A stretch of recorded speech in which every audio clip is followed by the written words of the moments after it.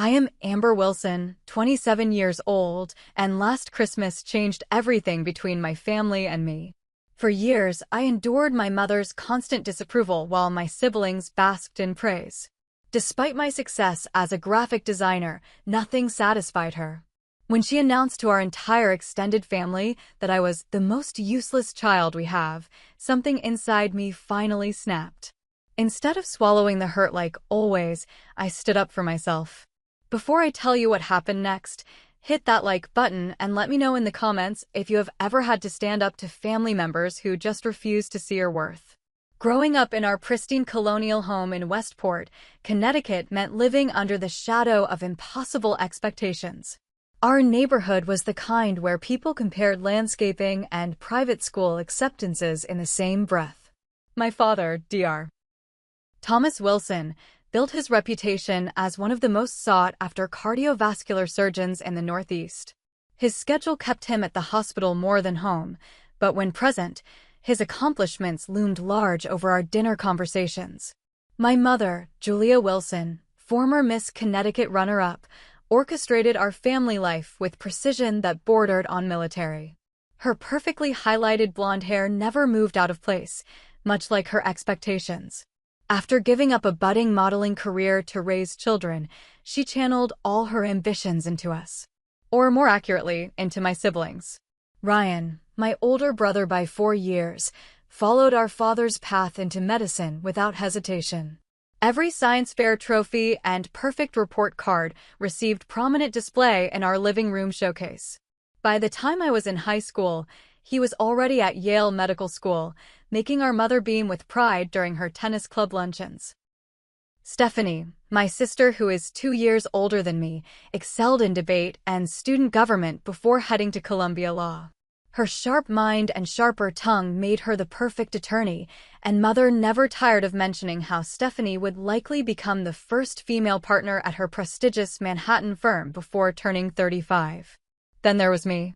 From childhood, I gravitated toward colors, shapes, and images rather than textbooks. While Ryan dissected frogs with clinical precision and Stephanie argued intellectual points at the dinner table, I filled sketchbooks with designs and drawings that my mother would find and discard during her cleaning frenzies. Art is a nice hobby, Amber, but it is not a career for someone from our family, became her constant refrain. When I won a statewide art competition in 9th grade, my father patted my shoulder and said, "That is nice, sweetheart," before immediately asking Ryan about his college applications. My certificate ended up in my bedroom drawer while Ryan's science award from 3 years prior still held center stage on the fireplace mantel. The pattern continued through high school. My advanced placement art teacher told my parents I had rare talent during a conference, to which my mother responded, "Yes, but how will that help her get into medical school?" The teacher looked confused while I stared at my shoes, already knowing this battle was unwinnable. Family dinners became exercises in invisibility. My parents and siblings would discuss cases, legal precedents, and hospital politics while I pushed food around my plate. On the rare occasions I attempted to share something about my latest art project, mother would interject with, "Speaking of accomplishments, did you hear about Ryan's research being published?" By senior year of high school, I had learned to exist in the periphery of my own family. My college acceptance to Parsons School of Design in New York should have been celebrated, but instead prompted a family intervention. Graphic design? What kind of stable future is that? My mother asked, pacing our kitchen in her Louboutin heels. Stephanie was accepted to 3 Ivy League schools. Your brother had a full scholarship. And you want to draw pictures for a living? My father, looking uncomfortable but unwilling to contradict his wife, simply said, "We just want what is best for you, pumpkin." What they meant was they wanted what was best for the family image. I went anyway, funding my education through scholarships, part-time jobs, and student loans. Each holiday break became an exercise in emotional endurance. Thanksgiving my freshman year, my mother introduced me to family friends as our daughter who is finding herself in art school, with a tight smile that conveyed her disappointment. Christmas that same year, she gifted me MCT prep books with a note saying it is never too late to transfer to a real program. I donated them to the library unopened. During my sophomore year, when my design was selected for a small but respected advertising campaign, I called home excited. My father answered, listened for approximately 30 seconds before saying, "Your mother is busy with her charity committee. Ryan just matched with his top residency choice. Can I have you call back later?" I stopped sharing my achievements after that. The geographic distance of New York provided some buffer, but each visit home reinforced my status as the family disappointment. While my siblings received prime bedroom space when visiting, I was often relegated to the converted office with the pull-out sofa. Family photos throughout the house chronicled Ryan and Stephanie's milestones, while mine were noticeably absent. After graduation, I secured a position at a boutique design agency in Brooklyn. My starting salary was modest, but the creative freedom was worth it. When I told my parents, my mother said, "Well, I suppose you can always live with roommates indefinitely. Not everyone is meant for success."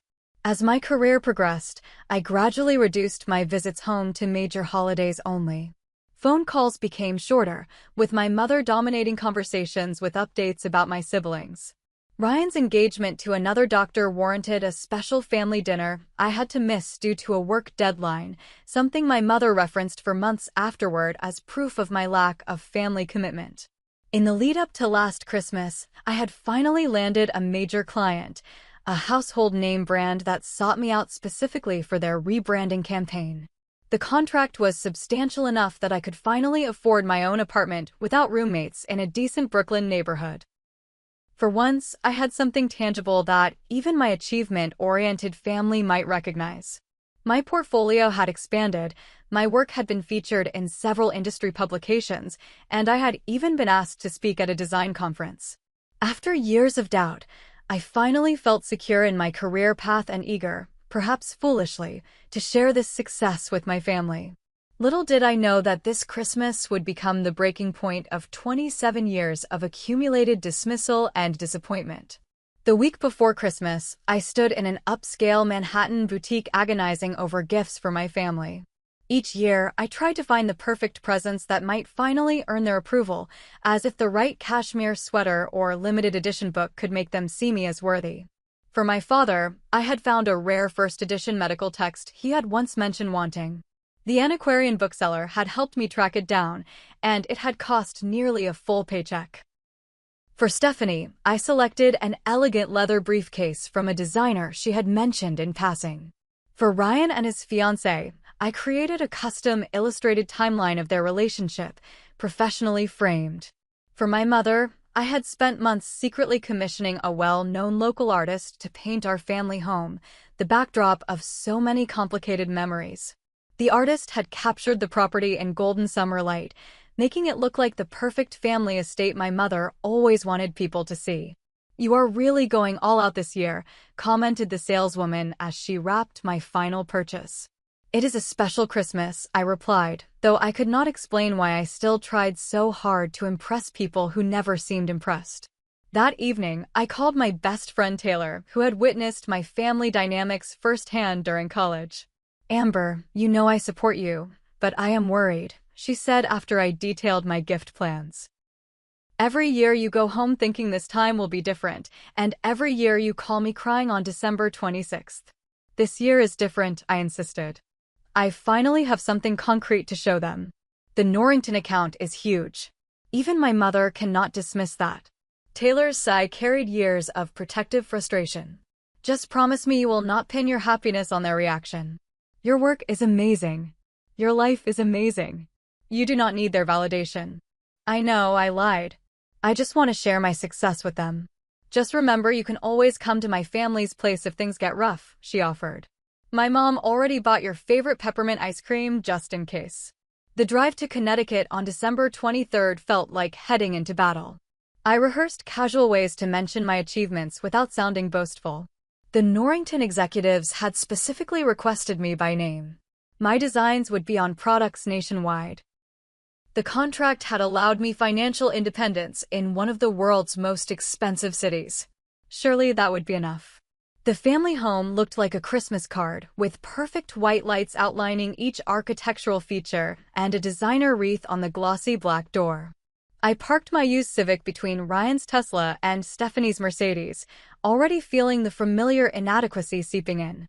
My mother answered the door in a festive red sweater, her critical eye immediately scanning me from head to toe.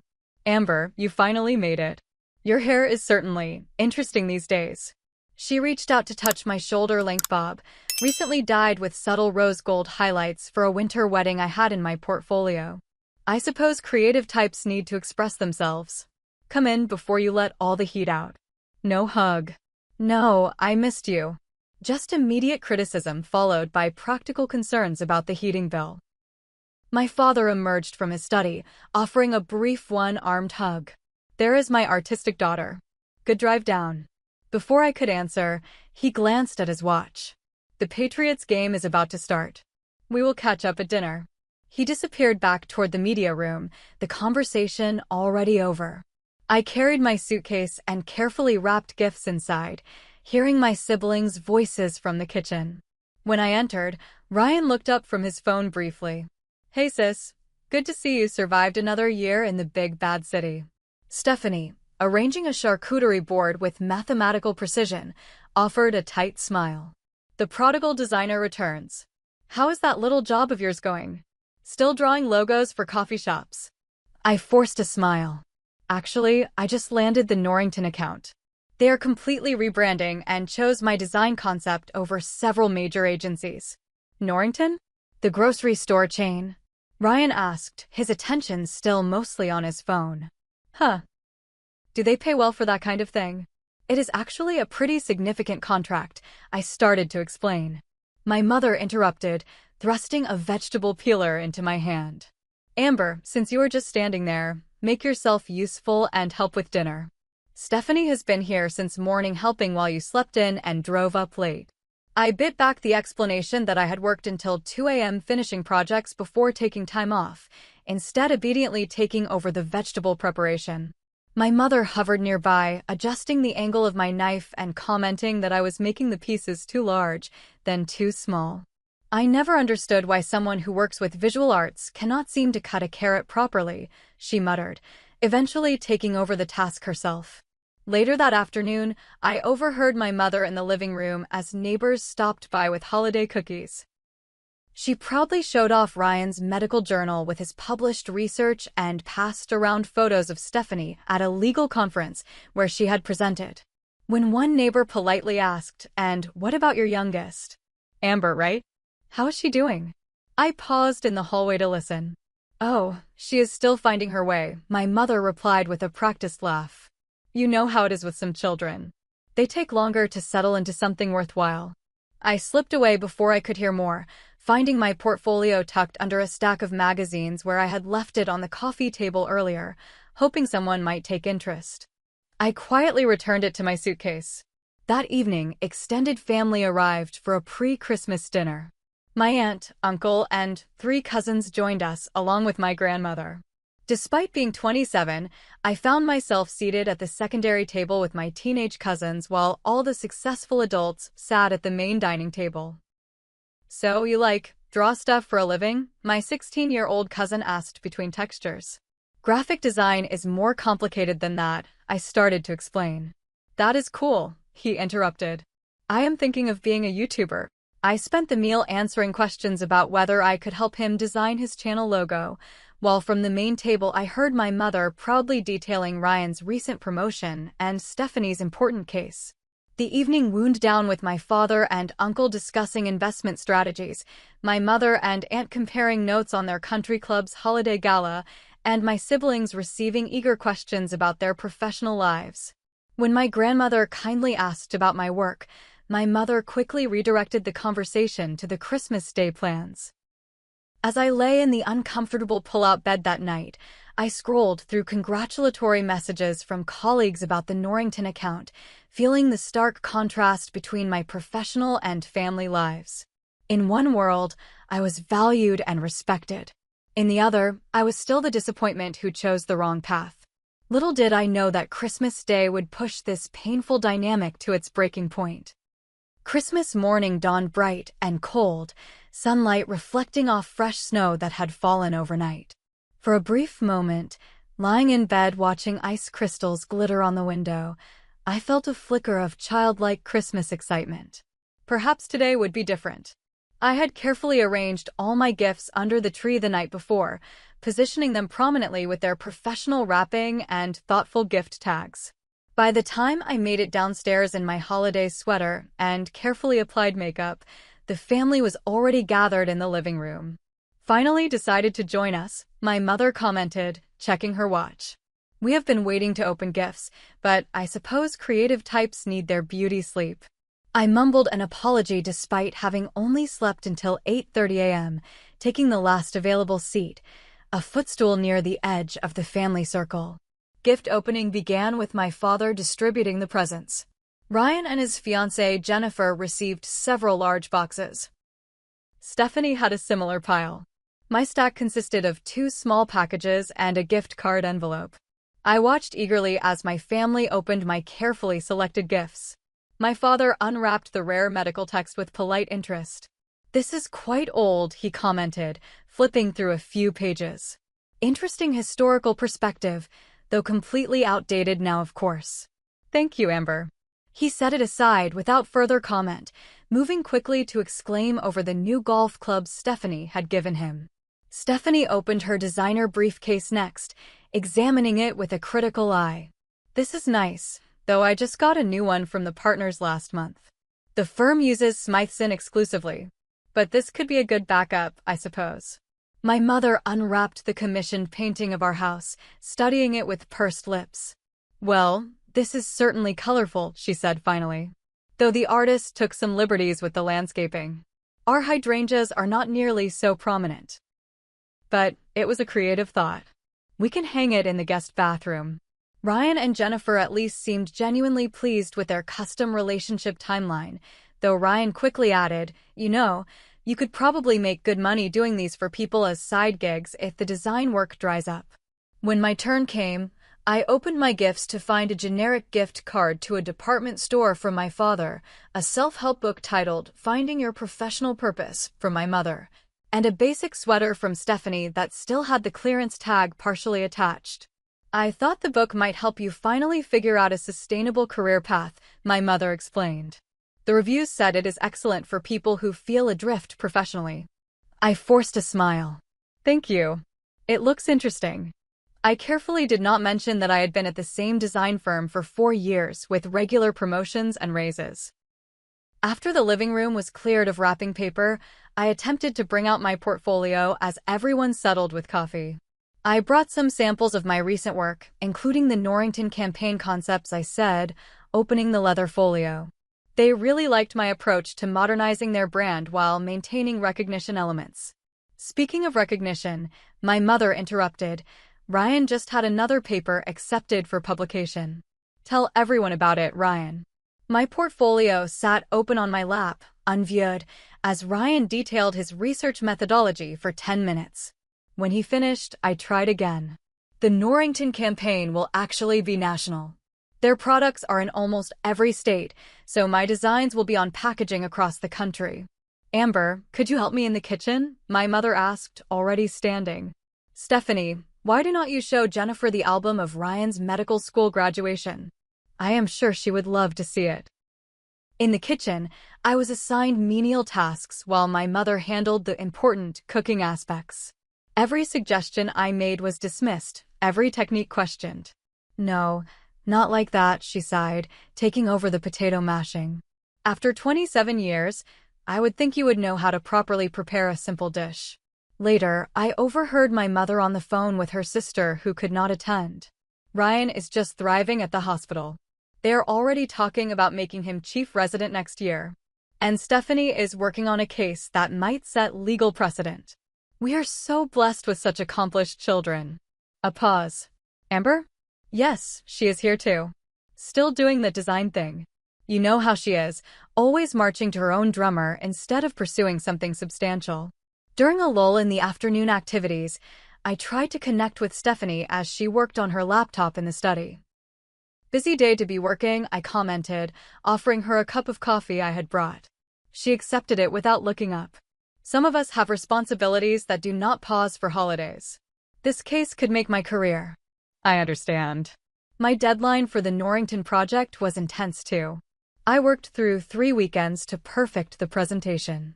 Stephanie finally looked up, a condescending smile on her face. Amber, let us be real. Making grocery store logos colorful is not quite the same as defending a multinational corporation in a precedent-setting case. It is cute that you enjoy your little job, but please do not equate it with actual professional pressure. I retreated, stung by her dismissal. In the kitchen, I offered to help with dinner preparations again, determined to be useful. I can make the cranberry sauce. I have a great recipe I developed last year. My mother handed me the can opener and a can of store-bought cranberry sauce. We are not experimenting today. Just open this and put it in the crystal dish. When I attempted to arrange it artfully in the dish, my mother sighed dramatically. For goodness sake, Amber, it is cranberry sauce, not one of your art projects. Just put it in the dish normally. As the afternoon progressed, the kitchen became more chaotic with dinner preparations. When I tried to help baste the turkey, my mother swooped in. The last time you handled the turkey, it was dry as sandpaper. I will do this. Mom, that was 10 years ago when I was 17, I protested. And clearly you have not spent the intervening time learning to cook properly, she replied. Some skills actually matter in life.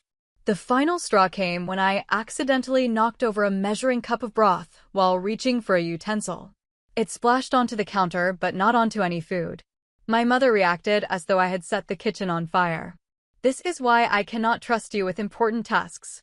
Go set the table or something. At least try not to break the good china.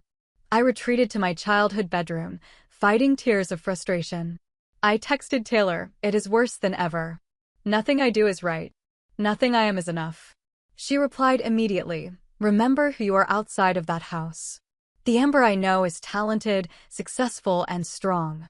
Do not let them make you forget that. Stand your ground. Taking a deep breath, I fixed my makeup and returned downstairs, determined to make it through the evening with my dignity intact. Little did I know that the worst was yet to come. By 6 o'clock, the dining room had transformed into a holiday masterpiece. The table gleamed with my mother's best china, crystal glasses catching the light from the chandelier overhead. Polished silver flatware flanked each plate with military precision. The centerpiece featured fresh pine boughs, red candles, and artfully arranged ornaments that perfectly complemented the room's color scheme. The doorbell chimed, announcing the arrival of our extended family. Grandparents Wilson, my father's parents, entered first. Grandmother in her elegant emerald dress, grandfather leaning slightly on his cane, but still commanding respect. My mother's sister Aunt Carol and her husband Uncle Peter followed with their 2 college-aged children. My mother's brother Uncle James, his wife Aunt Diane, and their teenage son completed the group. I helped take coats and made polite small talk, carefully avoiding any mention of my work after the day's earlier rejections.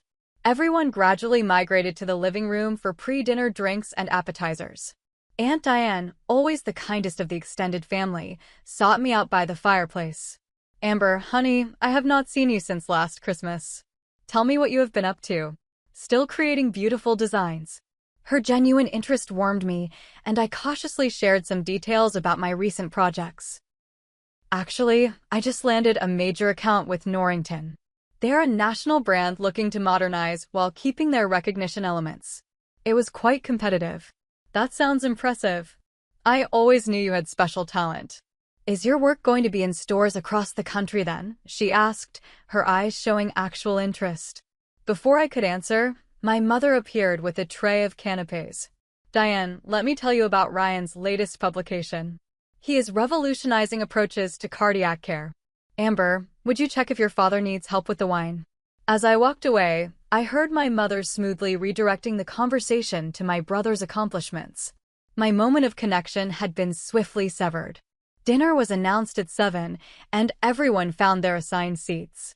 I noticed I had been placed at the far end of the table, while Ryan and Stephanie flanked my parents near the head.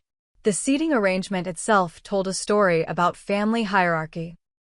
My father stood for the traditional family toast, crystal glass raised. To another blessed year for the Wilson family. We are proud to celebrate Ryan's groundbreaking research and upcoming chief residency appointment." Ryan nodded modestly as approving murmurs circulated. "And to Stephanie," my father continued, "whose brilliant legal mind continues to impress everyone at her firm, with partnership on the horizon." Stephanie smiled, accepting the acknowledgement as her due. My father scanned the table, his eyes briefly meeting mine before moving on. "And to all of us gathered here, Merry Christmas." No mention of my accomplishments. Not even a generic acknowledgement. The omission hung in the air like an unacknowledged ghost, at least to me. Everyone else seemed not to notice as they clinked glasses and began passing dishes. Conversation flowed around topics that highlighted my siblings' achievements. Ryan discussed hospital politics. Stephanie debated recent Supreme Court decisions with my grandfather. When I attempted to join a discussion about marketing trends, my mother smoothly redirected. Speaking of marketing, Ryan's hospital is implementing an innovative patient outreach program. "Tell them about it, dear." Halfway through the meal, Uncle James, who worked in business development, innocently opened a door to disaster. I noticed Norrington stores are getting a complete rebrand. Their old logo was getting quite dated. Good move on their part. I smiled, seeing a natural opening. Actually, I am leading that rebranding effort. They selected my design concepts over several major agencies. A brief moment of surprised silence followed. "Well, that is certainly something," Uncle James replied, looking genuinely impressed. "That is a major national chain. Congratulations." "Thank you," I said, feeling a small glow of validation. "It is the biggest account I have handled independently. The rollout starts next quarter." Speaking of next quarter, my mother interjected, "Stephanie will be arguing before the Federal Appeals Court." That is quite an achievement for someone her age. Uncle James, however, seemed genuinely interested in my work. "How did you land such a big client, Amber? That must have been quite competitive." Before I could answer, Uncle Peter joined in. "James raises a good point. Wilson family members have always contributed significantly to their fields. I am curious how everyone is building on their family legacy." He looked around the table. "Ryan is clearly advancing medical science, like his father. Stephanie is making waves in law. Amber, what would you say is your contribution to the family's professional standing?" The question hung in the air for a moment. I opened my mouth to answer, to finally explain how I was building my own success and reputation in my field, when my mother's voice cut through the silence. "She is the most useless child we have." The words fell like stones into still water. Ripples of uncomfortable silence spread around the table. Some nervous laughter followed, as though assuming she had made a poor joke. But my mother's expression held no humor, only a dismissive certainty that froze my blood. Grandmother Wilson's fork clattered against her plate. Aunt Diane drew in a sharp breath. Ryan suddenly became intensely interested in his mashed potatoes.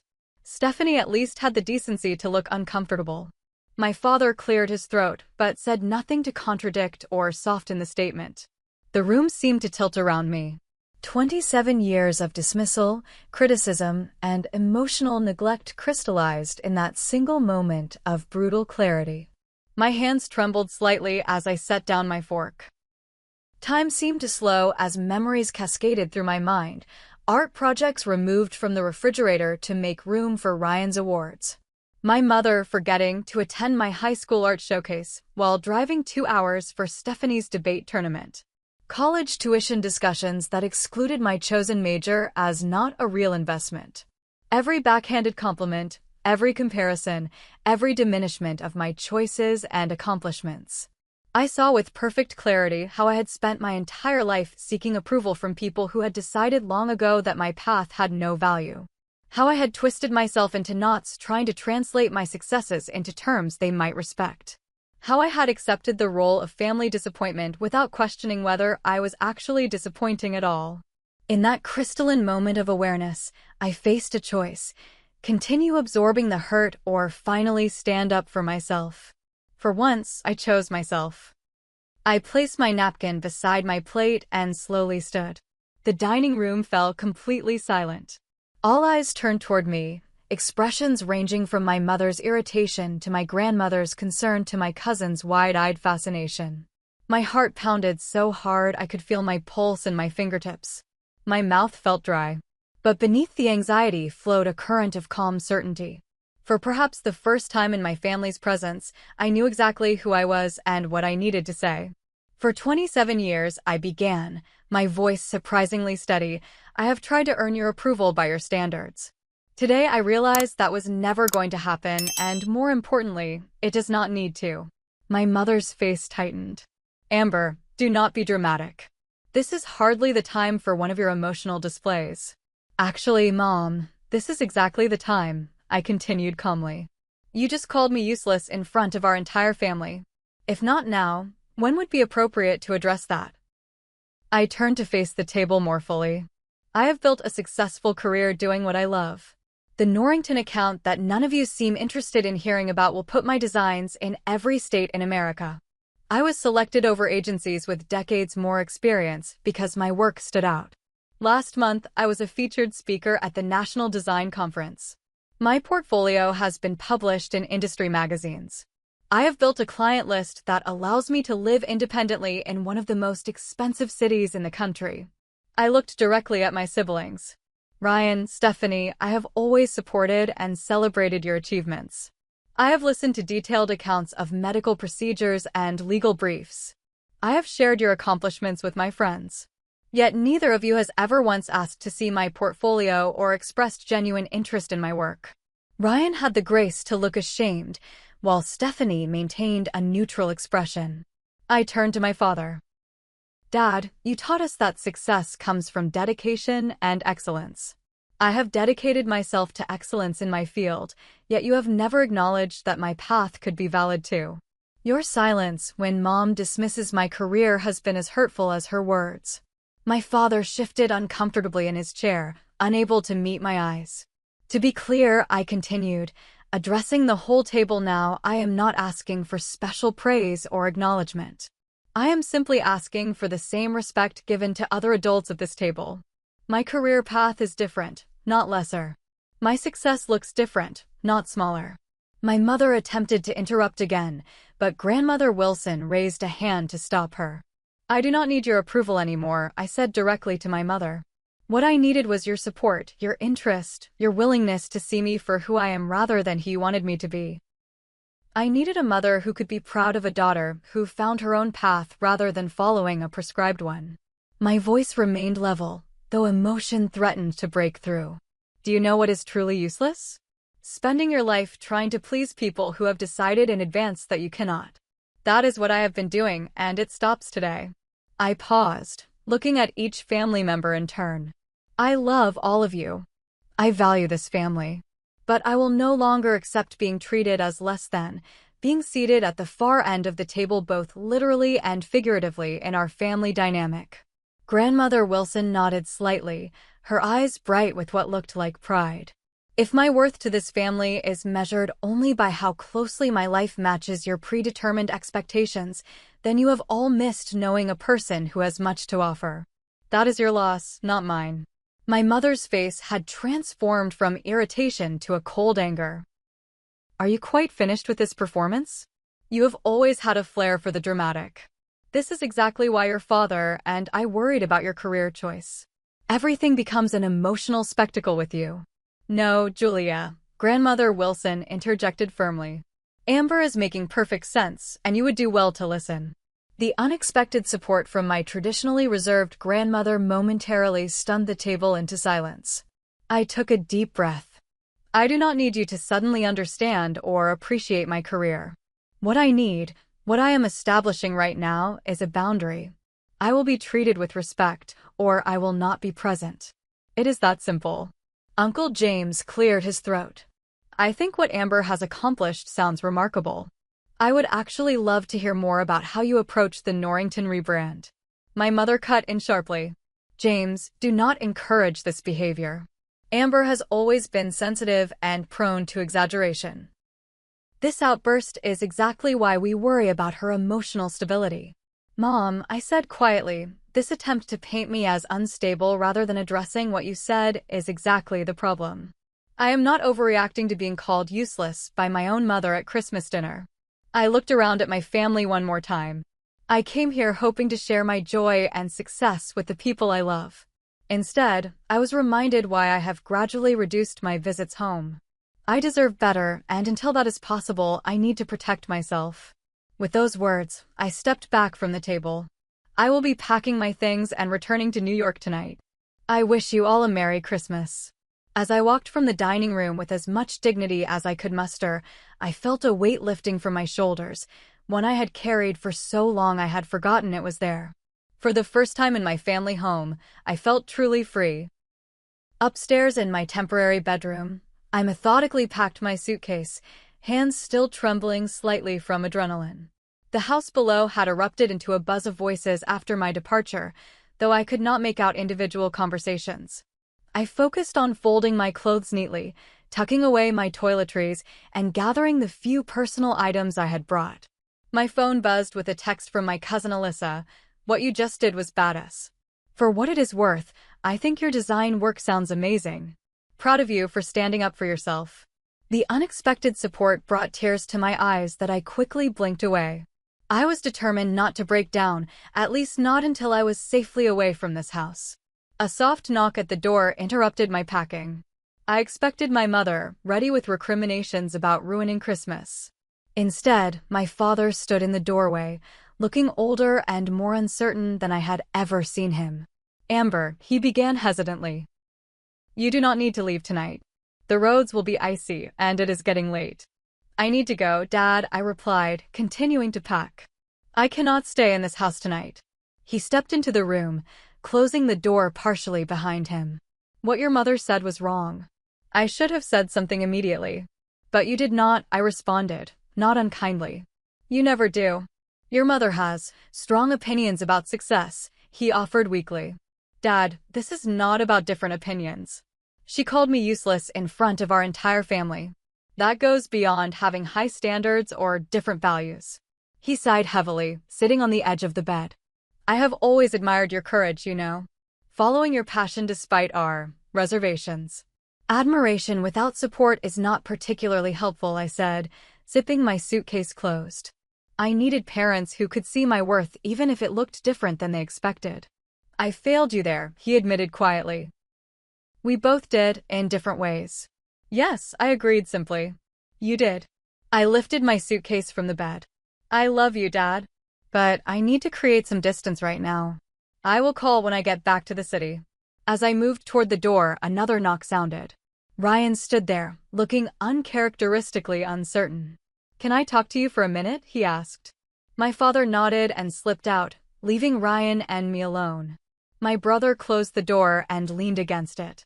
"So that was quite a dinner speech." "Not how I planned to spend Christmas," I replied. Ryan ran a hand through his hair, a gesture from childhood that made him momentarily look like the brother I had once been close to. "Look, I know I have been a jerk. Self-absorbed.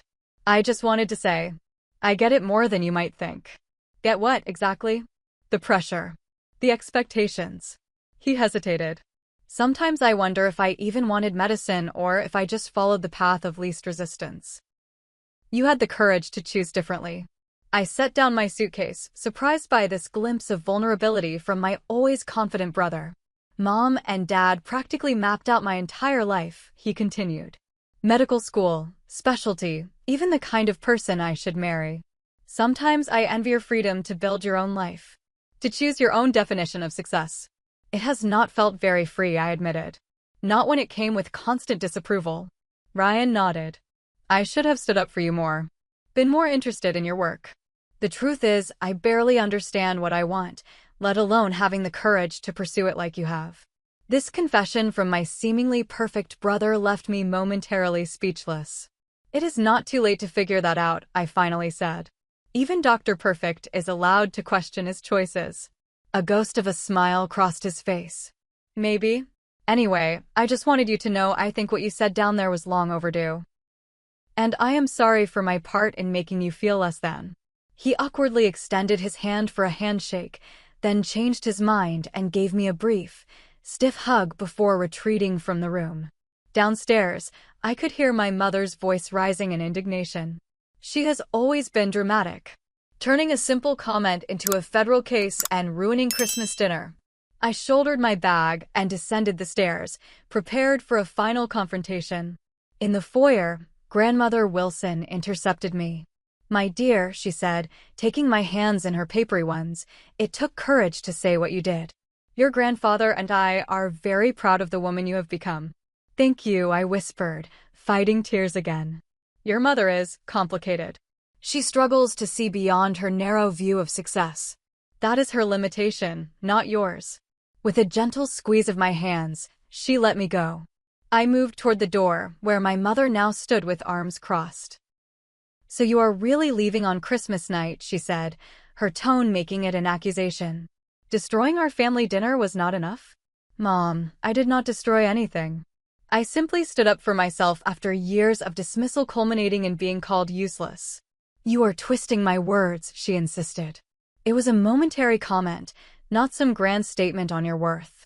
"A momentary comment that perfectly summarized how you have made me feel my entire life," I replied calmly. "I am not angry anymore, just clear about what I need going forward." "And what exactly is that?" she asked coldly. "Respect. Basic human respect for my choices, my accomplishments, and my path. Without that, we cannot have a healthy relationship." She scoffed. "So dramatic. Always making everything about your feelings. Goodbye, Mom. I will call when I am ready." I stepped around her and walked out the front door into the cold December night.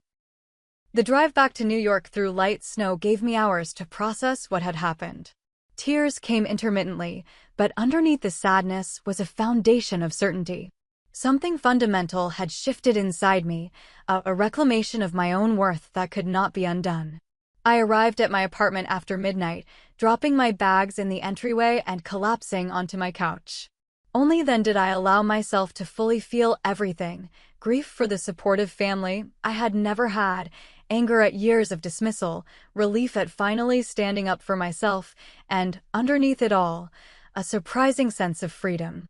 The next morning, my phone was flooded with texts and missed calls. My mother had sent several messages, each more accusatory than the last, culminating in, "I hope you are satisfied with ruining Christmas for everyone. When you are ready to apologize for your behavior, we can discuss moving forward." Stephanie had sent a single text that was completely unnecessary and selfish. "Mom is upset and Dad is disappointed. Way to make Christmas about you." There were also messages from extended family members. "Aunt I and expressed support. You said what needed saying for years. Here if you need to talk." Uncle James asked if I would be willing to show him my portfolio sometime. Cousins sent varying messages of support or confusion. After reading through everything, I made a decision. I blocked my mother's number, at least temporarily. I needed space to process without her attempts to make me doubt myself or accept blame for her behavior. When I returned to work after the holiday, my colleagues immediately noticed something different. "You seem lighter somehow," my work friend Zoe commented. "Good Christmas." Clarifying, I replied with a small smile. "Very clarifying." My boss called me into her office that afternoon. "The Norrington team sent over the most glowing feedback about your presentation. They specifically mentioned your confidence and clear vision. I am officially moving you to lead designer on all their implementations with a corresponding raise." Rather than downplaying the achievement as I might have before, I simply said, "Thank you. I worked hard on that proposal and I am excited to see it through." She studied me for a moment. "Something is different about you, Amber. Whatever it is, it suits you." In the weeks that followed, I declined an invitation to my cousin's birthday celebration, the first family event after Christmas. Instead of making excuses, I was honest. I am taking some space from family gatherings while establishing healthier boundaries. I would love to meet you one-on-one for coffee sometime. To my surprise, several relatives respected this boundary and reached out individually. Connections I had thought were wholly dependent on family gatherings began to evolve into more authentic relationships. With each passing day, I felt my confidence growing, not just professionally, but personally. The constant background radiation of seeking approval had diminished, leaving room for clearer thinking and more genuine self-expression. The most unexpected change was in how I viewed my own success. Without the distorting lens of my family's judgment, I could finally see my accomplishments clearly. I was good at what I did. I had built a career I loved. That was enough, whether anyone in my family could recognize it or not. 3 months after the Christmas dinner confrontation, I sat across from my therapist, Dr. Marshall, in her sunlit office overlooking a small park just coming into spring bloom. "So today marks our 12th session," she noted, checking her notes. "When you first came in January, you described feeling both liberated and terrified after standing up to your family. How would you describe your feelings now?" I considered her question carefully. "More settled. Like I am standing on solid ground for the first time in my adult life. I still have moments of doubt and guilt, but they are less frequent and less intense." After the Christmas incident, I had realized I needed professional help to process decades of family dynamics. Weekly therapy had become my anchor as I navigated the complex aftermath of my confrontation. "You mentioned your father reached out again," she prompted. I nodded. "He wants to meet for lunch next week. Just the two of us." My relationship with my father had taken an unexpected turn. After several tentative phone conversations, he had begun to acknowledge his role in enabling my mother's behavior. Our communications were still awkward, but increasingly authentic. He admitted last week that he always respected my creativity, but never knew how to express it when my mother was so dismissive. "It is not an excuse, but it helps me understand him better." "And how are you feeling about seeing him one-on-one?" "Cautiously optimistic," I replied. "He seems genuinely interested in getting to know me as I am, not as they wanted me to be."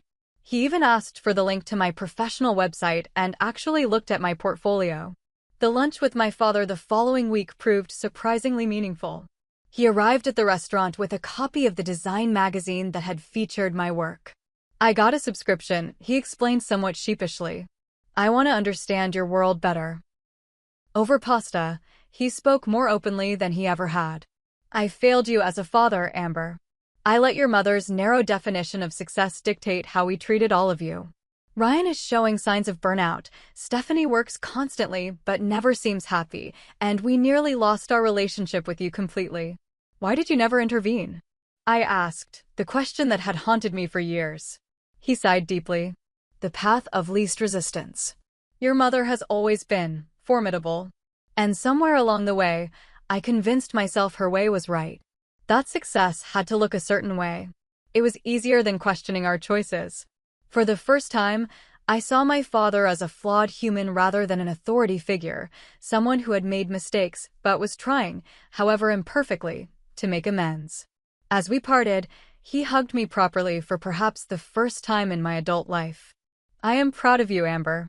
Not just for your success, but for your courage to live authentically. I wish I had had half your bravery at your age." 2 weeks later, Ryan surprised me by visiting New York. He texted on a Friday afternoon, "In the city for a conference. Dinner tonight." We met at a small Italian restaurant near my apartment. The initial awkwardness gradually gave way to the most honest conversation we had ever had. "I have been thinking a lot about what you said at Christmas," he admitted over dessert. "About following your own path. I have been doing some soul searching about medicine." "Having doubts?" I asked. "Not about medicine itself. I do love the work. But the specialization, the hospital politics, the relentless pressure to publish and advance. Sometimes I wonder if I would be happier in a small practice focusing on patient care." "That sounds like a Ryan I have never met before," I said with a small smile. "Yeah, well, watching my little sister stand up for her choices made me realize I should examine my own." He hesitated. "I broke up with Jennifer." "What? Why?" "I thought you two were heading toward marriage. She fit the perfect doctor's wife mold. Looked good on paper. But after Christmas, I started asking myself if I actually loved her or if she was just another checkbox on the approved life plan." He shook his head ruefully. "Turns out, I did not even know what I wanted in a relationship because I had never really thought about it independently." As the evening progressed, it felt like meeting a new version of my brother, one who was questioning and vulnerable rather than confidently following a prescribed path. Before leaving, he asked to see my workspace. In my small home office, he studied my design boards and sketches with genuine interest, asking questions that showed he was truly trying to understand my world. "You know," he said as he was leaving, "I always thought you were brave. Even when I was winning all the approval, part of me envied your willingness to follow your own star." My relationship with Stephanie took longer to shift. Her loyalty to our mother ran deep, and she initially maintained that I had overreacted at Christmas. But even she could not ignore reality forever. In April, my work for Norrington was featured in a major business publication highlighting successful rebranding campaigns. The article mentioned me by name and included an interview discussing my design philosophy. Stephanie texted a screenshot of the article with a brief message, "Saw this today. Impressive work." It was hardly effusive, but from Stephanie, it represented a significant acknowledgement. A week later, she called. "I need some design advice for a presentation to the partners," she began without preamble. "Your corporate work is actually quite relevant to what I am trying to communicate." As we discussed her presentation, something subtle shifted between us. For the first time, she was approaching me as a professional with valuable expertise rather than a lesser sibling who had chosen an inferior path. "The article about your work was really good," she admitted before hanging up. Mother saw it too, though she would never say so. My mother remained the most resistant to change. For 2 months after Christmas, we had no direct communication. I maintained my boundary, keeping her number blocked while I focused on my own healing. In March, I finally unblocked her, though I did not immediately reach out. A week later, she called. "Amber," she began formally, "I think this silence has gone on long enough. Your father says you are refusing to attend Easter unless certain conditions are met." "Not conditions, Mom. Boundaries. I need acknowledgement of how your words and actions have affected me and a commitment to more respectful treatment going forward." She sighed audibly. "You have always been sensitive. I simply have high standards for all my children." "That is not an apology or acknowledgement, Mom. That is continuing to blame me for having reasonable feelings about being called useless." The conversation ended in a stalemate, but something had changed. For the first time, I had maintained my boundary without emotional turmoil. Her disapproval no longer devastated me. Easter approached, the next major family gathering. After careful consideration and discussion with Dr. Marshall, I decided to attend, but with clear boundaries in place. I emailed the entire family, "I will be attending Easter dinner. I look forward to seeing everyone and request that we focus on connecting respectfully as adults. If critical or dismissive comments occur, I will calmly leave rather than engage in conflict." The Easter gathering proved to be a turning point. My mother, while not openly apologetic, made visible efforts to moderate her behavior. When Aunt Diane asked about my work, my mother did not interrupt or redirect the conversation. When I brought a portfolio to show interested relatives, she remained neutral rather than dismissive. It was far from perfect, but it was progress. The most telling moment came when Uncle James mentioned the business article featuring my work. "I showed it to colleagues at my firm," he said. "Really impressive rebranding strategy. You have a good eye for maintaining brand recognition while modernizing." My mother, pouring coffee nearby, paused almost imperceptibly before saying, "Amber has always had an eye for visual elements, even as a child." It was not exactly effusive praise, but from my mother, this neutral acknowledgement represented a seismic shift. As spring turned to summer, my professional life continued to flourish. The Norrington campaign launched nationwide to positive industry response. My raise allowed me to move to a slightly larger apartment with a dedicated office space. I began mentoring junior designers at the firm, discovering a talent for nurturing others' creative development. More importantly, I continued building what my therapist called my chosen family, friends and colleagues who appreciated me for exactly who I was. Taylor remained my steadfast supporter, but my circle expanded to include other creative professionals, neighbors, and even a few colleagues who became close friends. In June, I met Daniel, a children's book illustrator who approached creativity with the same passion I did. Our relationship developed naturally, without the constant anxiety I had felt with previous partners about whether they would meet my family's approval. When Daniel eventually did meet some of my family at a casual dinner, he observed afterward, "I can see why you struggled with them for so long. The undercurrents are intense, but you handle it with such grace now." The greatest gift of the Christmas confrontation was the freedom to define success on my own terms. I had always thought I wanted my family's approval, but what I actually needed was my own approval, free from their distorting influence. My mother would likely never fully understand or validate my choices. My father was trying in his imperfect way. My siblings were on their own journeys of self-discovery. But for the first time, my well-being did not depend on any of them changing. Looking back, that devastating comment at Christmas dinner had become an unexpected gift of clarity. It forced me to see what had always been true but too painful to acknowledge. I could not make people value what they were determined to dismiss. My only power lay in valuing myself and creating boundaries that protected that self-worth. The journey of healing family relationships is never truly complete. There would always be difficult moments, old patterns that threatened to re-emerge, new boundaries to establish. But I was no longer the insecure daughter desperately seeking validation. I was Amber Wilson, successful designer, loyal friend, and a woman who finally understood that her worth was never dependent on others' ability to recognize it. Sometimes the most loving thing we can do for ourselves is to stop trying to earn love that should be freely given. In standing up at that Christmas dinner, I had finally given myself the acceptance I had spent a lifetime seeking from others. And that, perhaps, was the greatest design I would ever create, a life built on self-respect and authentic connection, rather than the shifting sands of others' approval. Have you ever had to stand up to family who could not see your worth? Share your story in the comments below. If this resonated with you, please like and subscribe to hear more stories about finding strength in difficult family dynamics. Remember that your worth is never dependent on others' recognition of it. Thank you for listening to my journey, and I wish you courage in your own path to self-acceptance.